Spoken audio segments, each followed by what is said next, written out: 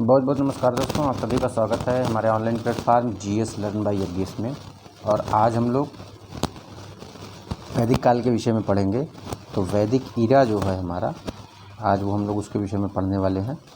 ठीक है, तो आज हमारा जो टॉपिक है वो वैदिक काल है। इसके पूर्व हम लोगों ने सिंधु घाटी सभ्यता और उसके पतन के विषय में पढ़ लिया था। तो सिंधु घाटी सभ्यता के पतन के पश्चात जो है एक नवीन संस्कृति का विकास हुआ, जिसको हम लोग वैदिक काल या वैदिक संस्कृति की संज्ञा देते हैं। अच्छा, इसके प्रवर्तक आर्यों को माना जाता है। ठीक है, तो आप इसकी हम लोग एक सर्वमान्य तिथि जो स्वीकार की गई है उस पर चर्चा करते हुए संपूर्ण वैदिक काल पर चर्चा करेंगे। वेद जो हैं उसमें ऋग्वेद की क्या भूमिका रही, अथर्ववेद क्या है, उसमें क्या क्या चीज़ें, किन किन चीज़ों का उल्लेख किया गया है, इन सब सारी चीज़ों पर चर्चा करते हुए उसके बाद हम लोग महाकाव्यों पर भी चर्चा करेंगे। महाकाव्यों के बाद स्मृतियों पर चर्चा करेंगे, कुछ महत्वपूर्ण स्मृतियाँ। ठीक है, उसके पश्चात हम लोग जो है उसमें आर के बीच जो युद्ध हुआ था उसके संदर्भ में थोड़ी बहुत बात करेंगे। तो इन सब सारी चीज़ों पर आज चर्चा करते हुए हम लोग वैदिक काल को समाप्त करेंगे। बहुत बड़ा वीडियो नहीं होगा, छोटा वीडियो होगा, आधा घंटा मैक्सिमम, ताकि हम लोग आधे घंटे में संपूर्ण वैदिक काल को कंप्लीट कर लें। तो आइए आज हम लोग अपना वीडियो शुरू करते हैं। तो आज हमारा जो वीडियो हो वैदिक काल, तो वैदिक काल के संदर्भ में जानते हैं वैदिक काल। ठीक है, क्या चीज़ें वैदिक ईरा में रही हैं। तो वैदिक ईरा में जब हम चीज़ों की चर्चा करते हैं तो उसमें पहले हम वैदिक काल का विभाजन करते हैं। तो वैदिक काल का जो विभाजन किया गया है उसमें जो है किन किन चीज़ों का विभाजन, मतलब उनकी समय तिथि का विभाजन कहाँ से कहाँ तक किया गया है उसके संदर्भ में देखते हैं। तो वैदिक काल को जो है हम लोग दो भागों में बांटते हैं। एक है उत्तर वैदिक काल, एक है उत्तर वैदिक काल और एक है ऋग्वैदिक काल। तो जब उत्तर वैदिक काल को हम लोग देखते हैं तो उत्तर वैदिक काल में हमको, ठीक है, तो उत्तर वैदिक काल में हमको उत्तर वैदिक काल का जो निर्धारित समय है वो 1500 ईसा पूर्व से लेकर के 1000 ईसा पूर्व मान्य है। और ऋग वैदिक काल का और उत्तर वैदिक काल का जो समय है वह जो है 1000 से लेकर के 600 ईसा पूर्व के मध्य है। ठीक है, तो ये वैदिक काल जो है उसका काल विभाजन हो गया। आइए आगे हम लोग देखते हैं। जब हम लोग आगे देखते हैं तो हम लोग ये देखते हैं कि पुरुषार्थ, ठीक है कि नहीं। तो पुरुषार्थ यानी जिनको पुरुषार्थ कहा गया उनमें क्या क्या चीज़ें शामिल हैं हमारे वैदिक संस्कृति में। ठीक है, तो वैदिक संस्कृति में धर्म, अर्थ और काम मोक्ष, जैसा कि आप लोगों ने नाम सुना होगा, को अच्छे से समझने के लिए षड दर्शन की रचना की गई। और ये षड दर्शन कौन कौन से हैं, तो आइए देखते हैं। सांख्य दर्शन, ठीक है, जिसके जो रचयिता हैं, जिसके संकलन करता है, जिसके ऋषि माने गए हैं वो कपिल हैं। योग दर्शन पतंजलि, न्याय दर्शन गौतमी, चारवाक, वैशेषिक दर्शन जो है कणाद, ठीक है, इनको परमाणु सिद्धांत का जनक भी माना जाता है। अच्छा, मीमांसा में दो भागों में विभाजित है, एक है पूर्व मीमांसा, एक उत्तर मीमांसा। तो पूर्व मीमांसा जो है वो जैमिनी है और उत्तर मीमांसा जो है उसके लेखक बादरायण है। ठीक है, तो ये जो हमारे हैं ये षड दर्शन हो गए। ठीक है, और उसके बाद हम लोग देखते हैं षड दर्शन के बाद हम लोग देखते हैं कि उत्तर मीमांसा, ये जो उत्तर मीमांसा है जिसके रचयिता बादरायण है, उत्तर मीमांसा को ही वेदांत के नाम से जाना जाता है। ठीक है, खैर इसमें मैंने इन चारों युगों का वर्णन कर दिया है। तो चारों युगों में आप देखेंगे तो आपको सतयुग, त्रेता युग, द्वापर युग और कलयुग, ये इसका सीक्वेंस है, याद कर लीजिए, परीक्षा में पूछा जा सकता है। ठीक है, इस सतयुग के बाद कौन सा युग है, तो त्रेता युग, फिर द्वापर युग, कलयुग। और सतयुग का जो समय है वह जो समय है वो 17,28,000 वर्ष है और इसकी दिशा जो है ये पूर्व मानी गई है। त्रेता युग का समय 12,96,000 वर्ष है, इसकी दिशा उत्तर मानी गई, इसकी दिशा पूर्व मानी गई है। द्वापर युग, इसका जो समय काल है, कितने समय तक का यह काल चलेगा, कितने वर्ष तक यह काल चलेगा, उसका जो समय है तो वो है 8,64,000 वर्ष। इसकी जो दिशा है वो दक्षिण है। और कलयुग का जो समय, जो वर्तमान में इस समय कलयुग चल रहा है, उसका जो समय है 4,32,000 वर्ष और इसकी दिशा पश्चिम है। तो कलयुग का समय 4,32,000 वर्ष है। और आप लोग जो है इसके सीक्वेंस को याद कर लीजिए। तो सतयुग, त्रेता युग, द्वापर और कलयुग, तो ये जो है ये आपके 4 युग हैं। अच्छा, उसके बाद जो है इसमें हम लोगों ने आत्मा की स्थिति, शरीर की स्थिति और चेतना की स्थिति क्या होती है। तो आत्मा होती है, आत्मा शरीर में होती है और शरीर में व्यक्ति की जो चेतना होती है, ठीक है, उस चेतना के माध्यम से व्यक्ति में 3 गुण विद्यमान होते हैं। तो 3 गुण कौन कौन से, सात्विक गुण जो अच्छे गुण होते हैं, सत्कर्म के गुण होते हैं, राजसी गुण, ठीक है, अच्छा और बुरा दोनों होता है, और तामसिक गुण जो है, जो असुरी प्रवृत्ति में पाया जाता है, वो है बुरा गुण होता है। ठीक है। अच्छा, ये मनुष्य की हमने यहाँ पे इसको दर्शा दिया है कि मनुष्य का जो जन्म होता है 7 जन्म, इसको कहते हैं कि 7 जन्म के बाद मनुष्य का जन्म आता है। तो एक्वेटिक, प्लांट, इंसेक्ट, बर्ड, उसके बाद ह्यूमन यानी मनुष्य का जन्म इसके बाद प्राप्त होता है। ठीक है। तो आइए इसके बाद हम लोग देखते हैं, 1 मिनट।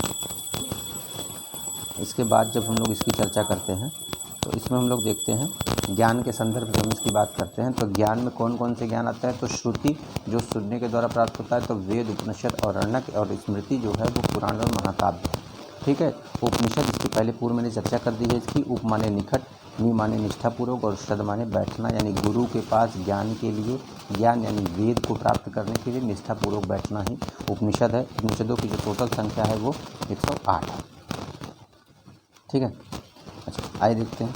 उपनिषद को वेदांत कहते हैं। वर्तमान में उपनिषदों की जो संख्या है वह 12 है। सबसे बड़ा जो उपनिषद है वो ब्रह्मदारण्यक है, बृहदारण्यक है, और सबसे छोटा जो उपनिषद है वो मांडूक्य उपनिषद है। यम और नचिकेता संवाद अक्सर परीक्षा में पूछा गया है। तो यम और नचिकेता संवाद जो है वो कठ उपनिषद में सम्मिलित है। ठीक है। याज्ञवल्क्य और गार्गी संवाद जो है वो आपका ब्रह्मदारण्यक उपनिषद में है। आइए आगे हम लोग देखते हैं इसी क्रम में। छांदोग्य उपनिषद में श्री कृष्ण को वृष्णि नाम से जाना जाता है। तो छांदोग्य उपनिषद जो है उसमें श्री कृष्ण को वृष्णि कहा गया है, और छांदोग्य उपनिषद में ही बताया गया है कि संसार जो है दुखों से भरा है। उसके बाद यहाँ परमात्मा की संज्ञा किसे कहते हैं? तो जिसका कोई स्वरूप न हो और सब कुछ उसी के वश में हो, उसे ईश्वर कहते हैं। अंतर्यामी, जिसे हृदय में बसा लिया गया हो, और भगवान, जिसको हम लोग भगवान कहते हैं, वो मूर्ति का स्वरूप देकर के विश्वास करता है कि सब कुछ आप ही में है। ठीक है। अच्छा, आइए ये जो प्रमुख आचार्य हैं इनके द्वारा दिए गए सिद्धांत को हम लोग देखते हैं। तो शंकराचार्य ने अद्वैतवाद सिद्धांत दिया है, रामानुजाचार्य ने विशिष्टाद्वैतवाद, मध्वाचार्य ने द्वैतवाद, और निम्बार्काचार्य ने द्वैताद्वैतवाद, वल्लभाचार्य ने शुद्धाद्वैतवाद। ठीक है। अच्छा, मैंने इन सारे सिद्धांतों को एक ट्रिक के माध्यम से, एक छोटी से 2-3 मिनट की ट्रिक के माध्यम से वीडियो बना दिया है। अगर आप लोगों को याद करने में थोड़ी सी दिक्कत आ रही है तो आप उस वीडियो को देख सकते हैं। ठीक है। अद्वैतवाद सिद्धांत क्या है, यानी अद्वैत क्या है? तो अद्वैत मतलब कि आत्मा और परमात्मा ये दोनों एक है, इनमें कोई भिन्नता नहीं है। ठीक है। आइए इसके आगे देखते हैं। उसके बाद हम लोग देते हैं 1 मिनट।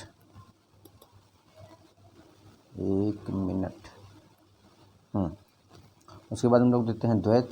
तो द्वैत का है आत्मा और परमात्मा दोनों अलग अलग वस्तुएं हैं। तो इनके मत का जो मेन आधार है, जो इस पे व्याख्या पूरे सिद्धांत की हुई है, यही है। अच्छा, आइए वेदों की चर्चा कर लेते हैं। तो वेद जो है हमारे 4 हैं। 1 मिनट। वेद हमारे 4 हैं, ऋग्वेद, सामवेद, यजुर्वेद और अथर्ववेद। ठीक है। तो ऋग्वेद का जो उपवेद है वो आयुर्वेद है, सामवेद का उपवेद है गंधर्ववेद, यजुर्वेद का उपवेद है धनुर्वेद, और अथर्ववेद का उपवेद है शिल्पवेद। अच्छा, इनके जो पुरोहित होते हैं उनको क्या कहा जाता है? तो ऋग्वेद के जो पुरोहित हैं उनको होत्री कहा गया, सामवेद के पुरोहित को उद्गात्री कहा गया, यजुर्वेद के पुरोहित को आध्वर्यु कहा गया, और अथर्ववेद के पुरोहित को ब्रह्म कहा गया। ठीक है। तो ये इनके प्रमुख। अच्छा, इनकी भाषा देख लेते हैं। तो ऋग्वेद की भाषा जो है वो गद्य भाषा है, सामवेद की भाषा जो है वो पद्य भाषा है, यजुर्वेद की भाषा गद्य और पद्य दोनों है, अथर्ववेद की भाषा जो है उसके संदर्भ में कुछ विशेष प्राप्त नहीं होता है। तो यानी उसके संदर्भ में परीक्षा के दृष्टिकोण से तो नहीं यहाँ बताया जा सकता, खैर अपना अपना मत है। ठीक है। उसके बाद हम ऋग्वेद के उपनिषद देख लेते हैं। तो ऋग्वेद में ऐतरेय, कौशितकी इसके उपनिषद हैं, सामवेद छांदोग्य और केन है, यजुर्वेद तैत्तिरीय और बृहदारण्यक है, और अथर्ववेद का जो उपनिषद है वो प्रश्न मुंडक और मांडुक्य है। ठीक है। आइए देखते हैं सबसे प्राचीनतम वेद जो हमारा है वो कौन सा है? तो सबसे प्राचीनतम वेद हमारा है ऋग्वेद, और ऋग का अर्थ है ऋचा, मंत्र, श्लोक से बधा हुआ ज्ञान। तो यह है ऋग्वेद। ठीक है। अच्छा, ऋग्वेद में देख लेते हैं कि क्या क्या किन किन चीज़ों का वर्णन है, या ऋग्वेद जो है, ठीक है, उसमें क्या क्या है। तो उसमें जो है ऋग्वेद में 10 मंडल है, अष्टक 8 है। ठीक है। सूक्त जो है 1028 है, मंत्र जो है 10,552 है, कहीं कहीं 54-52 थोड़ा सा अंतर है। तो मंत्र जो है 10,552 है। ठीक है। 118 मंत्र 2 बार हैं, 2006 वर्ग हैं, 64 अध्याय हैं। ठीक है। 4,32,000 अक्षर हैं, और 5,63,826 शब्द हैं। खैर मैंने कुछ ज़्यादा विस्तार से यहाँ दे दिया है, आपको पढ़ना है तो पढ़ लीजिएगा, लेकिन इतना ज़रूर आप याद रखिएगा, एक मिनट, इतना ज़रूर आप याद रखिएगा कि 10 मंडल हैं, 8 अष्टक हैं, 1028 सूक्ति है और मंत्र जो है 10,552 है। ठीक है। आइए, जैसा कि आपको पता है कि जो हमारा वेद है वो अपौरुषेय है, उसको किसी ने लिखा नहीं है। ठीक है कि नहीं। तो आइए इसके संदर्भ में देख लेते हैं ऋग्वेद के संदर्भ में क्या क्या चीज़ें हैं। तो जो ऋग्वेद के संदर्भ में देख लेते हैं। तो जो 10 मंडल है उसका प्रथम मंडल जो है अनेक ऋषियों ने, ये सारे ऋषियों ने संकलन किया, किसी ने लिखा नहीं, इन सारे ऋषियों ने संकलन किया। दूसरा मंडल जो है गृत्समत ऋषि से संबंधित है। तीसरा मंडल विश्वामित्र से, चौथा मंडल वामदेव से, पांचवा मंडल अत्रि से, छठा मंडल भारद्वाज से संबंधित है। ठीक है। सातवां मंडल वशिष्ठ से, आठवां मंडल अंगिरा ऋषि से, नौवां मंडल अनेक ऋषियों ने मिलकर के संकलित किया और 10वां मंडल भी अनेक ऋषियों ने मिलकर संकलित किया। तो जिसमें सबसे महत्वपूर्ण मंडल जो है वो देखिए इसमें तीसरा मंडल है। तीसरा मंडल जो है किससे संबंधित है, तो विश्वामित्र से। ठीक है। चौथा मंडल वामदेव से, पांचवा अत्रि से, छठवां भारद्वाज से। ठीक है। और 7वां जो है वो वशिष्ठ से संबंधित है। तो इन मंडलों को आपको याद कर लीजिएगा कि कौन सा मंडल किस ऋषि से संबंधित है। ठीक है। आइए आगे देखते हैं हम लोग।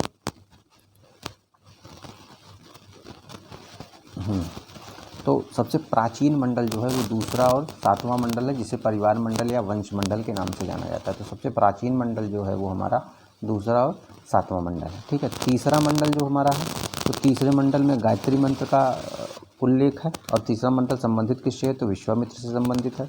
ठीक है। और गायत्री मंत्र जो है वो ऊर्जा का स्रोत है और किसको समर्पित है, तो सविता, सावित्री और सूर्य को समर्पित है।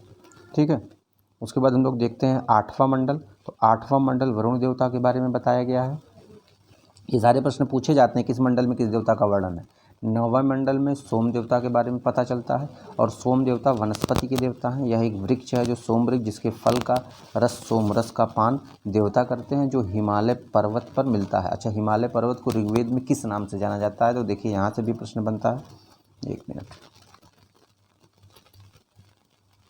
हाँ, हिमालय पर्वत को जो है वो ऋग्वेद में किस नाम से जाना जाता है, तो मंजुवत चोटी के नाम से जाना जाता है। ठीक है। आइए आगे देखते हैं हम लोग।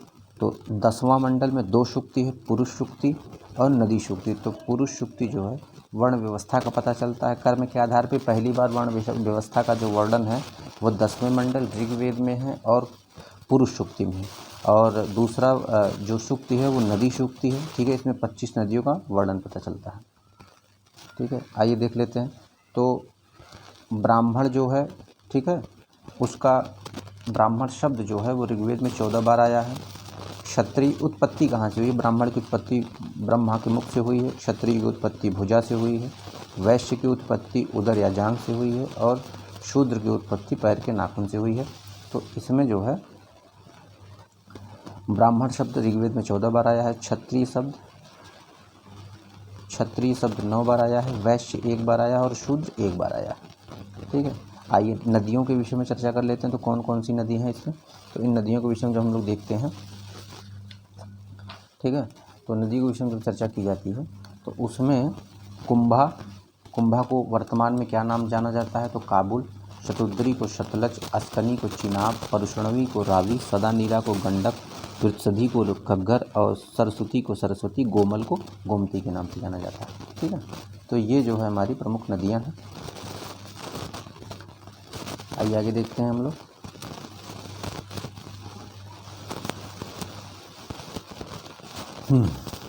उसके बाद देशी लोग सिंधुस्तान जिसे अनार्य कहते थे, कुछ विदेशी या जिसे आर्य कहा जाता है ऐसा कि दयानंद सरस्वती के हिसाब से आर्य जो है वो तिब्बत से आए थे। मैक्स मुलर ने इनको मध्य एशिया का बताया और बीजी तिलक ने इनको उत्तरी ध्रुव का बताया। तो ये आर्य कहे जाते थे। आर्य का शाब्दिक अर्थ है श्रेष्ठ। ठीक है। अच्छा, इसके संदर्भ में 2 बातें भी हमको पता चलती है, दो कहानियाँ हैं। 2 गुरु थे, उच्च वर्ग के गुरु वशिष्ठ हैं, निम्न वर्ग के गुरु विश्वामित्र हैं, निम्न वर्ग के गुरु वशिष्ठ हैं। दोनों के मध्य परशुणवी यानी रावी नदी के जल को लेकर के विवाद हो गया था। ठीक है। और इसमें जो है कुछ विद्वान मानते हैं कि आर्यों का एक कबीला था, भरत कबीला, इसका एक राजा सुदास था और इसके वशिष्ठ गुरु, ठीक है, वशिष्ठ को बुला गया, जिससे दोनों गुरु में नाराज़गी हो गई और लड़ाई हो गई, दोनों में आपस में विवाद हो गया। परशुणवी के किनारे आर्यों और अनार्यों के बीच जो युद्ध हुआ था उसका वर्णन ऋग्वेद में है। ठीक है। दाशराग युद्ध जिसके कहा जाता है। इसमें 5 कबीले थे आर्यों के, 5 अनार्यों के कबीले थे। तो ये 5 आर्यों के कबीले हो गए, ठीक है, कि यदु, अनु, पुरु, तुर्वश और द्रग्यु। और इसमें जो अनार्यों के जो कबीले हैं शिव, विषानिन, हतानस, अग्निपक, ठीक है, और इनका जो राजा था वो तित्सु वंश का था, ठीक है। तो ये इसका वर्णन मिलता है। उसके बाद हमारे देश का नाम सिंधुस्तान, सिंधु नदी के तट पे, सिंधु के किनारे रहने वाले कारण उसके बाद आर्यावर्त फिर भारत पड़ा तो सिंधुस्तान। फारस के राजा डेरियस ने हमला किया उस समय। अच्छा, जब फारस के जो लोग थे वो स को ह, ध को द और प को फ बोलते थे, जिस कारण सिंधु का नाम हिंदुस्तान पड़ गया। फिर ये चीज़ें बाद में परिवर्तित हो गई, ठीक है।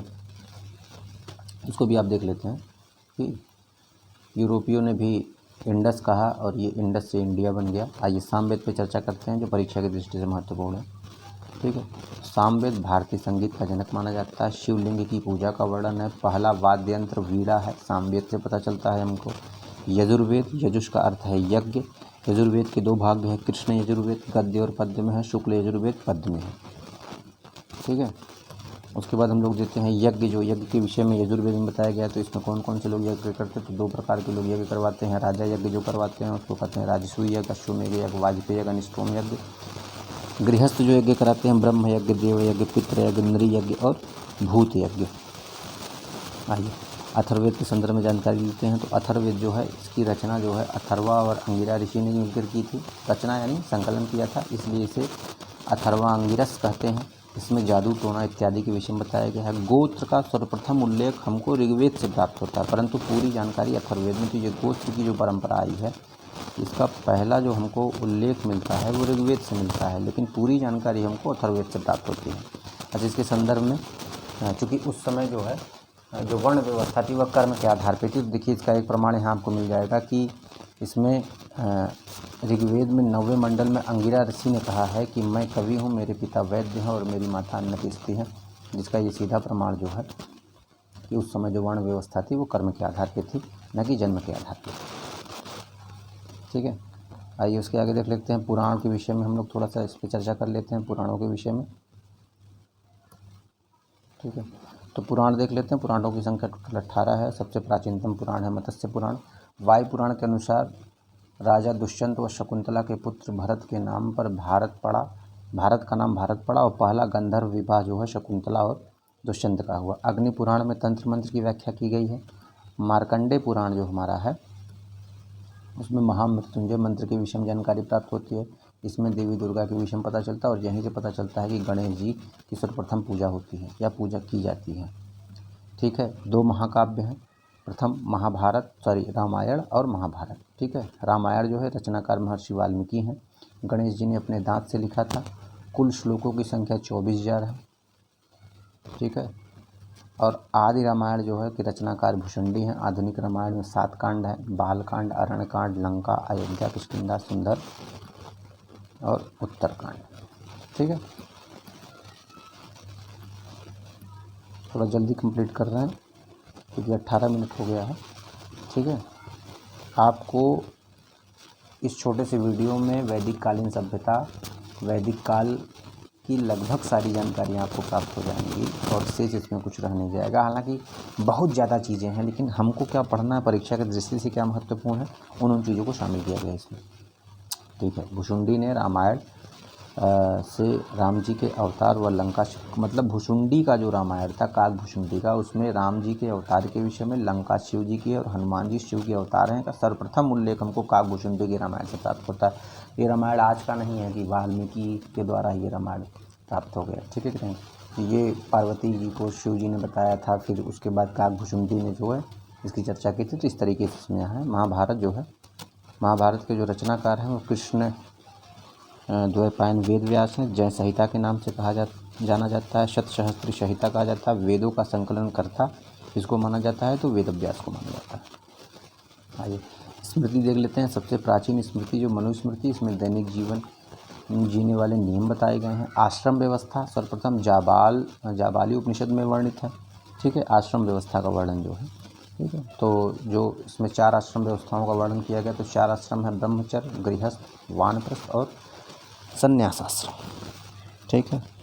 और मैत्रायणी संहिता क्या है? तो ये जो है मैत्रायणी संहिता में जो है वर्णन किया गया, कुछ चीज़ें हैं जो अनुचित थी। तो इसमें जो है शराब और जुआ दोनों से बुरा किसी को माना जाता है तो महिला को, और ऐतरेय ब्राह्मण में जो है दुखों का कारण पुत्री को माना गया। तो ये कुछ चीज़ें ऐसी थी वैदिक कालीन सभ्यता के बाद जो ब्राह्मण ग्रंथ या अन्य ग्रंथ जो रचे गए हैं उसमें कुछ चीज़ें रखी गई थी। खैर इसकी चर्चा यहाँ विशेष कोई आवश्यकता थी नहीं, लेकिन मैंने कर दिया है। और अंत जो है हमारा यहाँ लगभग समाप्त है। आप समझिए कि थोड़े सा और बचा हुआ। तो बौद्ध धर्म आत्मा और ईश्वर दोनों को नहीं मानता। जैन धर्म आत्मा को मानता है और बताता है कि संसार के कण कण में आत्मा बसी है, चाहे वह सजीव हो या निर्जीव हो, जो ईश्वर को नहीं मानता। ठीक है। आजीवन धर्म जो है हमारा, तो इस धर्म का यह मत है कि सब कुछ जो है मनुष्य के भाग पर निर्भर है। इसके संस्थापक जो हैं मखलीपुत्र गोशाल हैं। आजीवन धर्म के लिए अशोक ने बराबर की पहाड़ियाँ कटवाई थी। देखिए ये बहुत महत्वपूर्ण है। बराबर की पहाड़ियों में कौन कौन सी है? सुदामा, कर्णचौपाल, लोमत ऋषि और राजा की झोपड़ी। ठीक है। अशोक के पोते दशरथ ने नागार्जुन की पहाड़ी, ठीक है, ये चीज़ें मैं थोड़ा सा वर्णन की थी। ये 4 गुफाएं जो हैं बिहार में हैं, कौन कौन सी हैं? ठीक है, ये सारी चीज़ें। तो ये हमारा जो है जल्दी मैंने थोड़ा ख़त्म किया, व्याख्या नहीं किया इसके संदर्भ में, ताकि ज़्यादा से ज़्यादा जानकारी आप लोगों को मिल जाए। ठीक है। तो ये हमारा जो है वैदिक काल सभ्यता थी। तो इसके संदर्भ में आप लोग देख लीजिएगा। हालांकि बहुत चीज़ें हैं इसमें पढ़ने के लिए, बहुत ढेर सारी चीज़ें हैं, लेकिन आप उसको पढ़ने लगेंगे तो आप समझिए कि वैदिक काल को ही समाप्त करने में लगभग 1 से 2 घंटे निकल जाएंगे। 2 घंटे, 1.5 से 2 घंटे तो लगने ही लगेंगे। बहुत व्याख्या इसमें वैदिक काल के संदर्भ में की। अब हम 25 नदियों की व्याख्या अगर करने लगें तो उसमें सारी व्याख्याएँ, ठीक है। उसके बाद वैदिक कालीन में प्रशासन व्यवस्था क्या क्या थी? तो राष्ट्र, जन, विश्व, ग्राम, कुल था। इसी संदर्भ में बात करेंगे तो समिति जो था उसको क्या कहा जाता है? तो साधारण लोगों की वो सब सभा थी। ठीक है कि नहीं? तो इस तरीके से व्याख्या हो जाएगी। तो हमने कम समय में ज़्यादा चीज़ें देने का प्रयास किया है। ठीक है। तो इसको आप लोग देख लीजिएगा। उसके बाद जो है हम लोग यहाँ से उसके बाद हम लोग बात करेंगे बौद्ध धर्म की। तो यहाँ आज हम लोगों का वैदिक काल सभ्यता जो है हमारी समाप्त हुई। तो बौद्ध धर्म 6वीं शताब्दी जो है धार्मिक आंदोलन, वहाँ से हम लोग व्याख्या करेंगे इसकी व्याख्या करने के पश्चात जो है फिर हम लोग जैन धर्म पे पहुँचेंगे। ठीक है।